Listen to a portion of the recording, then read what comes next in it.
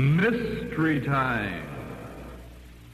Time now for the best in mystery. Tonight, Mystery Classic stars Sir Ralph Richardson in My Adventure in Norfolk.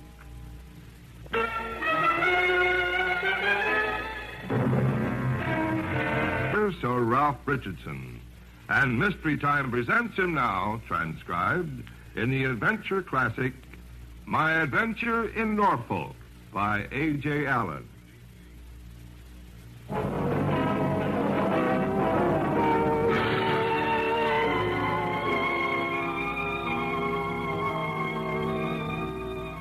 Well, I don't know how it is with you, but 4 or 5 weeks after the new year, my wife always says to me, "Have you thought about where we shall go in August?" And of course I always say no. And then she starts looking through advertisements of bungalows to let. But it happened last year as usual, and I had forgotten all about it, as usual. Until one very foul morning in February, it was snowing like a barnstormer's production of East Lynne. Margaret looked up from her letters at breakfast and said, "I think it's the very place. Uh-huh. The man seems very civil, too." Oh, good. You know, if you ask me, the government will never get this new bill through. It's in Norfolk, a place called Heightened Broad. Eh? What is? But this bungalow, of course, I told you. It's furnished, too, with boathouse, garden, and garage. It seems hardly possible. And plate and linen. He says we can go and see it and stay the night. He'll arrange for a woman to come in and oblige. No, just a minute. I remember now. Isn't that the place with the exorbitant rent? Yes, but you'll have to talk to him about that. He's bound to come down. They always do. My experience is they always don't. You're never firm enough. Anyway, we can go down on Thursday and stay the night. What? In this weather? It may be beautiful by then. You know what the weather is this time of year.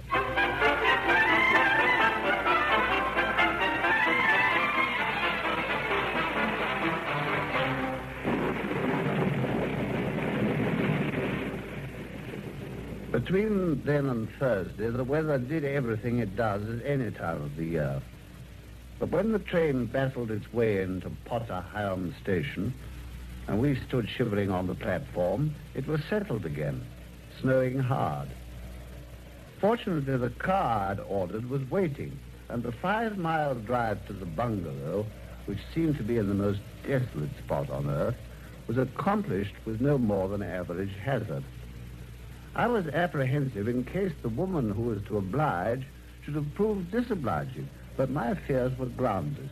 Although it was late and dark when we arrived, we found fires burning, and she'd even cooked us a steak apiece. And so if you're sure you'll be all right now, sir, I'll be getting along home. I can catch the last bus at the top of the lane. Oh, thank you, Mrs. Selson. Oh, we'll be quite happy now. Hope that steak's all right. I asked the butcher to pick it out special. Oh, very nice, thanks. It's knives probably need sharpening. I'd say if my husband was all right, but it was a nasty operation, and if I denied it, I'd be a liar. If I was to tell you what they'd done to him, you'd hardly believe I'm sure it must have been very trying. Well, if you must go, Mrs. Selston. Messy, that's what it was. And the dressings. Why, every night I have to... Are you sure that steak's nice, Mum? You've hardly touched it. I don't think I feel very hungry after all. Now, look here, we mustn't let you miss your bus, Mrs. Selston. I'll light you to the door. Oh, thank you, sir. You know, I rather like this oil lamp business myself. It's not so stark as electricity. Not snowing much now, I see. Well, thank you very much for coming in. We'll be seeing you in the morning. That's all right, sir. Now, I can't think why they always refer to that type of woman as homely. Nursing homely would be a better description. What, tired, dear? I am rather. It's been a long day. Yes. I think bed's indicated. I tell you what, you go up. There's enough fire left in the bedroom for you to undress by. I'll boil a kettle and bring you up a hot water bottle. Mrs. Ting's left 2 enormous stone ones in the kitchen. I think I will go up if you don't mind. I feel most dreadfully tired quite suddenly. I expected to see a reaction after rushing about all day. Yes, and the complete absence of any noise leaves you in a sort of vacuum. It's a quiet place, please. I don't think I've heard a sound since we arrived. Well, that's funny. What is? That car, just as I said that. What, is it a car? I didn't hear anything. Oh. Well, perhaps it wasn't then. I'll tell you what is funny. The way we speak of going up to bed. Well, there isn't any up. This is a bungalow. You go southeast to bed, or is it northwest? Anyway, off you go, dear. I won't be long with your bottle. When Margaret had gone, I put the kettle over the fire and lit my pipe. The kettle started singing away. And as it hadn't any competition, it sounded like a massed choir. On one of its downward cadences, I thought I heard the car again. I took the kettle off for a minute to listen. But there was nothing. Not that it mattered if there had been a car. But you know how it is, when everything's very quiet, how you give every little noise its full value. Well, I put the kettle back and had a look out of the window. It was pretty dark, but with that sort of luminous darkness that you get with the snow. And then, down the road, beyond the bungalow and behind some trees that bordered the road, I saw a light. I didn't want to bother Margaret, so I crept along the hall and opened the front door quietly. What's that? Ah, it's only me, dear. I was just going to pop out for a minute. Whatever for? I thought you were coming to bed. Well, I am. Just a tick. Just want to put the nose out first. Do mind what you're doing. You'll fall into a drift or something. Well, actually, I fell into an adventure. I suppose you could call it that. When I got out, the cause of the radiance was obvious. It was the light of a car, one of those square box-looking saloons with a flat radiator about the size of a small hotel. What was more interesting was there was a girl tinkering with the engine, quite an attractive girl as far as I could see, too. But she was pretty well muffled up with fur, so I couldn't be quite sure. Oh, good evening. Anything I can do? Oh, thank you. I don't really know what's the matter. Just stopped. It smells hot, doesn't it? Are there any water in the radiator? Don't know. I expect so. There always is water in radiators, isn't there? Oh, I see your point. It depends whether anyone's remembered to put some in. Let's have a look, shall we? Well, I can't see any. By Jove, she is hot. You know, we better get some water in there. I can get some from my garage. Couldn't we use snow? Oh, better not. Now, hold on a jiffy. I'll get a bucket.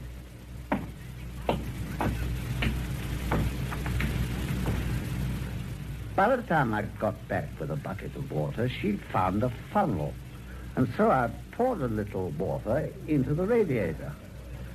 Oh, look out now. Oh. Talk about volcanoes. I've even blown the funnel out. Well, let me see if I can turn the engine over. Well, I couldn't move it. I'll have a go. Oh, come on up, you brute. No, it's no go. It feels solid. I can't move it an inch. But it's no good. I must get on. But, my dear girl, it's miles to anywhere. I can't help that. I tell you, I've got to... What's that? What's what? That noise. Listen. That sounds like another vehicle coming. But if it comes this way, you can get a tow, or at least a lift to a more acceptable roof. I can see its lights. It's a long way off, though. You know, you can see for miles in this flat country. It struck me the girl didn't seem to be as pleased as she ought to have been. As the lights and the sound of the engine got nearer, she was at first uneasy, then plainly scared.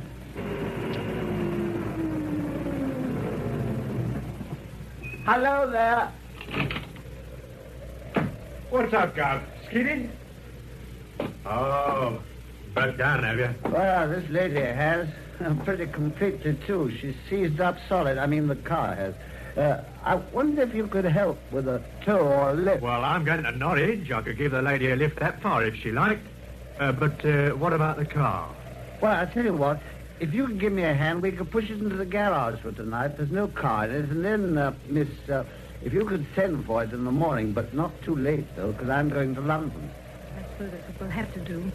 Well, a little gratitude on her part would have been more gracious. Well, the lorry driver, whose name turned out to be Williams, helped me push the car into the garage, and a tough job it was. It was heavy for one thing, and the body and the wings were slippery in the snow and ice.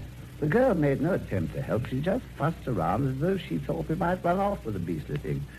And she seemed a bit calmer when it was safely in with the doors locked. As we walked away from the garage, I suddenly realized how cold it was. Safe enough there, miss. No one could start it anyway. Oh, no. Oh, it's cold. You know, you two ought to come in and have a drink before you start. Oh, but Well, I don't mind if I do, Oh, sir. I won't take a minute. It'll warm you both. This way. I'll come in a jiffy, sir. I'd better pull my lorry out in the middle of the road in case anything else comes along. Don't want something up the back of it. I took the girl in and sat her by the sitting room fire. And then I went out again to show Williams the way in. I met him by the gate. Lady and friend of yours, sir? Never seen her before in my life. If you ask me, sir, there's something fishy about her. What's a young lady driving round at night and in this weather alone for?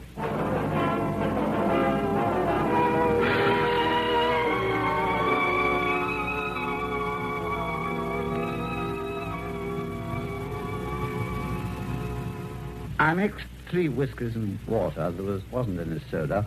I took my first opportunity to study the girl. Well, she's a bit older than I thought, and she treated us with a lack of friendliness. Well, we'd done nothing to deserve it. There was a vague hostility and suspicion, which was rather hard lines on us, considering, and she kept dodging out of the light. It struck me as odd. She hurried Williams over his drink in a rather foolish way in view of the fact that he was the driver. When he'd gone to start the engine, I asked her if she was all right for money, and apparently she was. Well, I reminded her to send early for the car, and she said she would, and off they went.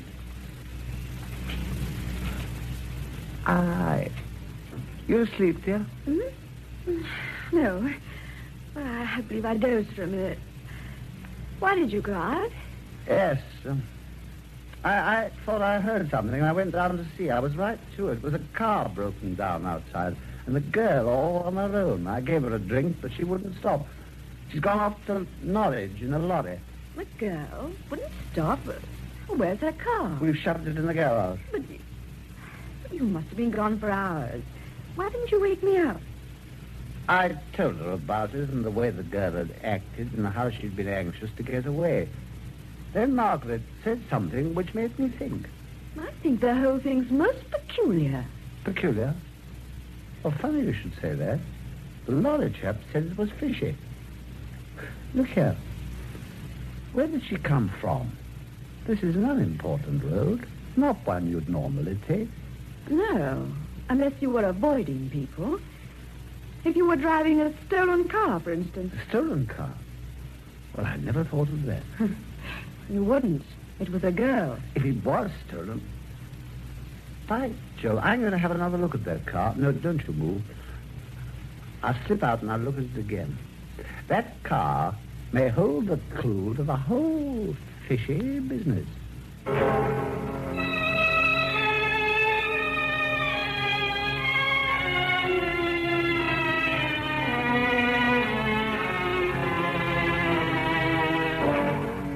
It was very dark outside and so still that the candle I carried burnt without a flicker. It wasn't a large garage and the car nearly filled it. We'd backed it in so that it would be easier to tow out.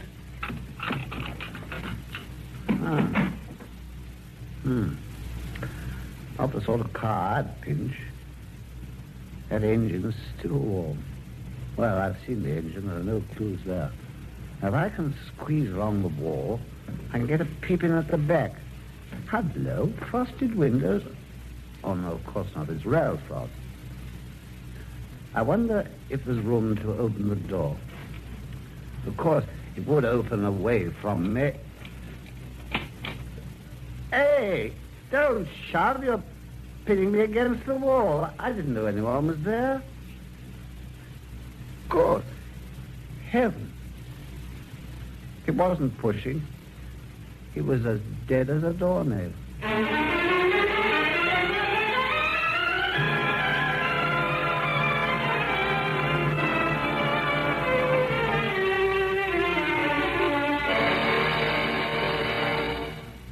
When I got over my first shock, I managed to bundle the body back into the car and have a look at it.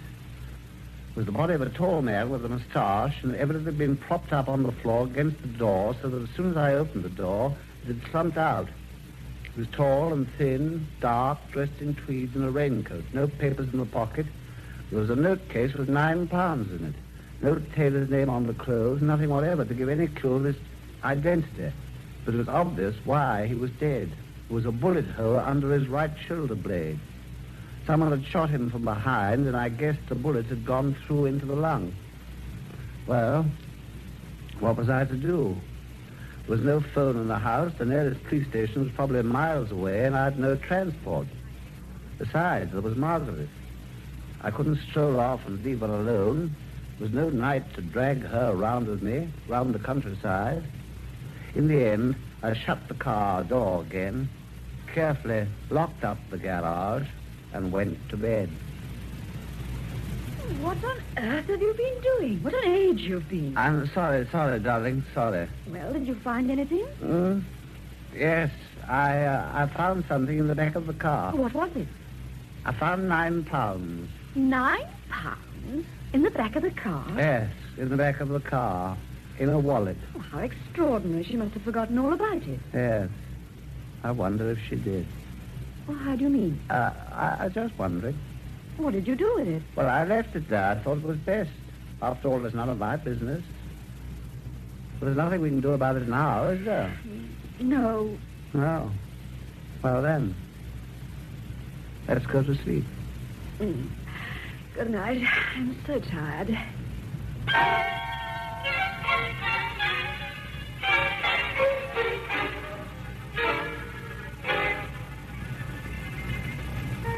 The next thing I knew, it was broad daylight and 9 a.m. Mrs. Selson was due at 10, so I tumbled out pretty quickly. I wanted to have another look at the car and the body in daylight. Unfortunately, I think the mention of the £9 had roused my wife's curiosity, and she insisted on coming to the garage with me. Now, look here, dear, I didn't tell you last night, but, well, there's something rather more to this than I said. You'll have to be prepared for a bit of a shock. A shock? Why? What else is there? Well, you see, But there's no car here at all. The garage is empty. I've never had such a shock in my life. No car, no body, nothing. There was a patch of grease on the floor where I dropped the candle, but otherwise there was nothing to show that I'd ever been in there. Another queer thing, there were no wheel marks, either in the garage or outside, so it had apparently snowed very heavily again and covered them up. It didn't look as though there'd been all that snow. Margaret was inclined to laugh at the whole thing. We went back to the house, and she got some breakfast. My belief is that you sat by the fire after I'd gone to bed, dozed, and dreamt the whole thing. There never was any car or girl. Wishful thinking, probably. And did I dream going out to the garage again and finding the £9? I don't know, but you must admit that the... Wait a minute. Look here, the glasses. The glasses? Yes. I said I gave them a drink, didn't I? Well, if the glasses are there, that proves it.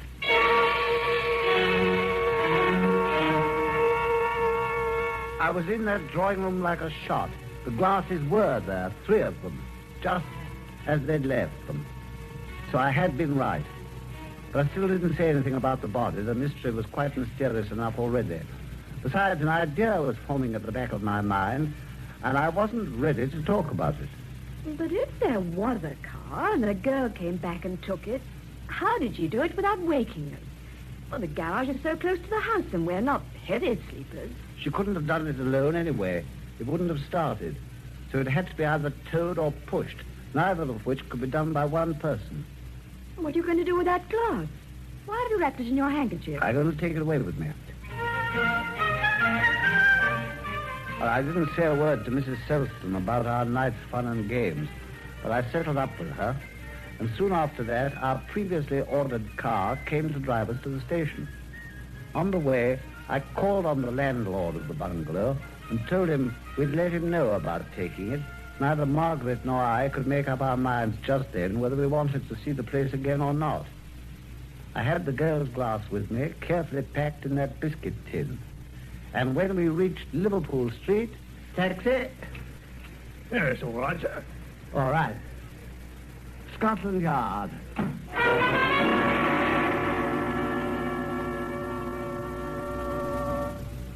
I was lucky. My friend Inspector Gregson was in. He seemed quite pleased to see me. Well, I didn't tell him the story to begin with. It seemed a bit thin in broad daylight. But I brought out the glass and I asked him if he could test it for prints and identify them. Well, he was a bit amused, but Gregson's a sport and he knows me. Well, his chaps are awfully quick on the job, and it wasn't long before one came back and laid a file on the desk in front of the inspector. Gregson thumbed it through for a bit, and then he looked up and grinned at me. Well, Alan, we know your little lady right enough. I got a picture of her here, too. Here, is that the damsel you're looking for? Yes, that's her, by Jove, yes. Who is she? Oh, she's had lots of names at different times, but her last one was Naomi Sterling. She was in twice for shoplifting, but that was early in her career. Later on, she took up with the leader of a very well-known race gang, one of the nastiest pieces of work we've had in this country.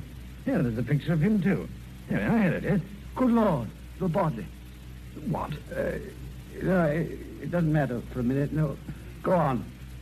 What? Do you know any more about these people? There's quite a bit. This race gang fell foul of another gang, and there was a bit of a scrap. Naomi's boyfriend, he was known as Smug, got shot dead in the fight. And Naomi managed to get him away in a car, but the car broke down. Somewhere in Norfolk, I believe. But Gregson, look here.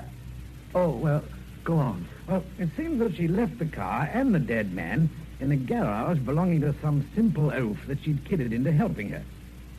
Anything the matter, Alan? No, nothing. No, go on. Well, she left it in this garage and got a lift in a milk lorry that was going to Norwich. Only she never got there. Oh, I see. Well, you knew all about this, and you picked her up on the way. No, we didn't. We didn't know about it until afterwards. Apparently, the lorry was being driven pretty furiously in the snow, and it skidded on a bend and hit a wall. Naomi and the driver, a chap named Williams, were thrown out and rammed their heads against the wall. And that, in case you don't know, is a very, very fatal thing to do. Anyhow, it was in their case. What are you gaping like a fish for? Don't you believe me? Yes. No, I mean, look here, Gregson, I know you chaps are pretty smart, but how on earth can you know all this and have it there in black and white? There hasn't been time. It only happened last night. Last night? Last night, my foot. It happened 4 years ago this February. Why, the people we're talking about have been dead for 4 years. Great Scott, Alan, what's the matter? You look as though you'd seen a ghost.